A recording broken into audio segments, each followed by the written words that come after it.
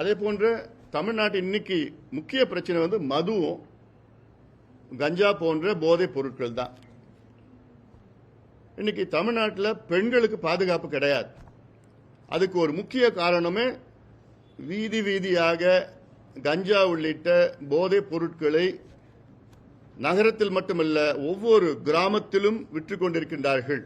அதை விற்பதற்கு ஒரு சூழலை உருவாக்கியிருக்கின்றார் முதலமைச்சர் ஸ்டாலின் அவர்களும் திமுகவும். இது எவ்வளோ நாங்க போராட்டம் செய்து ஆர்ப்பாட்டம் செய்து எத்தனையோ பிரச்சனைகளை கொண்டு வந்தோம். இன்னைக்கு வரைக்கும் நடவடிக்கை இல்லை. ஏதோ கஞ்சா 2.1, 3.1, 4.1 டிரைவ் பண்ணி அதில் ஒரு 5000 பேர் பிடிப்பாங்க. அந்த 5000 பேர் பிடிச்சி ஜெயிலில் போடுவாங்க. 10 நாள்ல வெளியில வந்து அவன் மறுபடியும் வித்துட்டு இருப்பாங்க. அது போலீஸுக்கு தெரியும், அரசுக்கு தெரியும், எல்லாத்துக்கும் தெரியும்.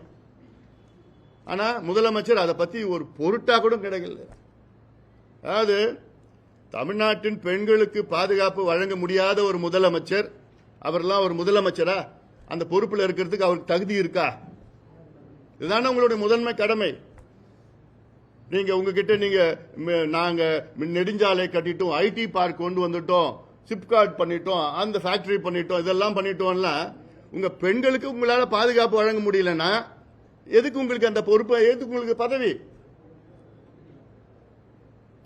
இந்தியாவிலே அதிக பெண்களுக்கு பாதுகாப்பு இல்லாத மாநிலம் தமிழ்நாடு, அதிக பெண்கள் பாதிக்கப்படுகின்ற மாநிலம் தமிழ்நாடு. அது காரணம் என்னன்னா 4700 டாஸ்மாக் கடைகள் ஒரு பக்கம், 1500 மணமகிழ் மன்றங்கள் ஒரு பக்கம், 25,000 சந்து கடைகள் ஒரு பக்கம்.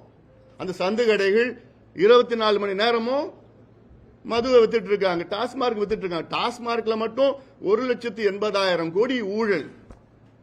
பாதி கணக்கில் பாதி கணக்கில் இல்ல, பாதி வரி ஏய்ப்பு, எவ்வளவு பிரச்சனைகள் இருக்கு. அல்ல இதுதான் காரணமே.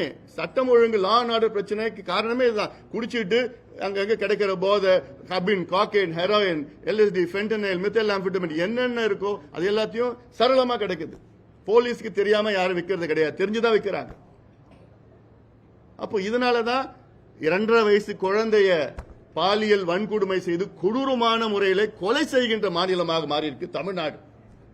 4 வயசு குழந்தை, 8 வயசு குழந்தை, 10, 12 வயசு குழந்தைங்களை இந்த மனித மிருகங்களாக, அந்த மனித மிருகங்களாக உருவாக்கியது திமுக ஸ்டாலின் அவர்கள் தான். திறமை இல்லாத, தகுதி இல்லாத, நேர்மை இல்லாத ஒரு திமுக ஆட்சி தான் இது போன்ற ஒரு சூழலை உருவாக்கி இருக்கிறது. அதனால அதுல ஆனா திமுக தேர்தல் அறிக்கையில் இதை பத்தி ஒரு வார்த்தை கூட இல்லை. மது விலக்கு நாங்க கொண்டு வருவோம், அண்ணா திமுக அறிக்கையில் படிப்படியா நாங்க கொண்டு வருவோம். அப்ப என்ன நிர்வாகம் உங்களுக்கு? அதுல வர பணம் வந்தா போதுமா? மக்கள் எப்படி போனாலும், நாசமா போனாலும் உங்களுக்கு பரவாயில்லையா? கவலை இல்லையா? இந்த தேர்தல் அறிக்கை தயாரிச்சது யாரு? கனிமொழி, நாடாளுமன்ற உறுப்பினர், ஒரு பெண். இதே கனிமொழி அவர்கள் கடந்த காலத்தில் நாங்கள் ஆட்சிக்கு வந்தால் முதல் நாள் முதல் கையெழுத்து பூரண மதுவிலக்கு சொன்னாங்கல்ல. நீங்க தான் தேர்தல் அறிக்கை தயாரிக்கிறீங்க. ஏன் ஒரு வார்த்தை கூட மது பத்தி ஒரு வார்த்தை கூட உங்களால சொல்ல முடியாதா? கொண்டு வர முடியாதா? அதுல வர வருமானம் தான் உங்களுக்கு முக்கியமா? அதுல அழுகின்ற குடும்பங்கள் உங்களுக்கு தெரியலையா? அதுல தாலி அறுக்கின்ற பெண்கள் உங்களுக்கு தெரியலையா? அவங்க கஷ்டப்பட உங்களுக்கு தெரியலையா?